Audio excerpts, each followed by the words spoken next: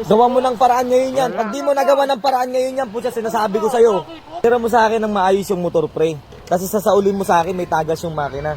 Anong gagawin natin dyan? Nagulat lang din naman ako. Nagulat ka. Iniram mo sa akin yan, wala namang tama yan eh.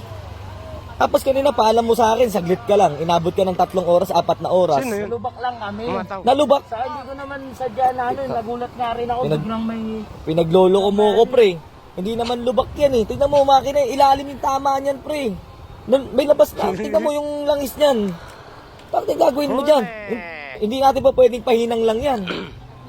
Baka magawa pa sa hinang. Ako na magagastos saka... Hindi ako papayag, pre, na ano, na iano mo sa hinang lang yan. Hindi yung ano. Eh kung gamit mo yan, okay lang naman hinahon ka. Eh, gamit ko yan eh. Hindi ko naman babalik sa'yo, di ba ayos sa akin muna kung gusto mo. Hindi ko naman ano sa'yo. Anong gagamitin ko? Alam mo naman kailangan ko sa trabaho yan. Tapos isasaulin mo sa akin, may tama yung makina. Papagawa ko na lang, huwag ka na magalit. Grabe ka naman, pre. Ang ganda-ganda ng hiram mo sa akin kanina. Sabi mo, saglit ka lang, tapos sasauli mo yung motor. May tama. Eh kung sa'yo kung ginawa yan, baka hindi lang ganito yung ginawa mo. Tignan mo, ang gagawin natin dyan. Oo, dito sa ano. Baka ubos na yung langis niyan, tinakbong pa ng malayo. Ngayon mo lang napansin na may tagas pala yung motor. Nalubak kasi kami, nalubak. Baka nasemplang ka, hindi nalubak. Kita mo ba wala namang gasgas o puro puti? Naku, patay tayo dyan, pre, sa ginagawa mo, pre. Hindi ka pa nagpaalam sa asawa ko, sa akin ka na nga nagpaalam, pinatakas ko na nga lang motor sa'yo, di mo pa iningatan. Huwag ka magalit, pagagawa ko na lang, huwag ka na. Kailan mo pa papagawa yan? Mamaya, pagkano, hindi tayo yung mekaniko natin. Eh, ba't parang galit ka pa?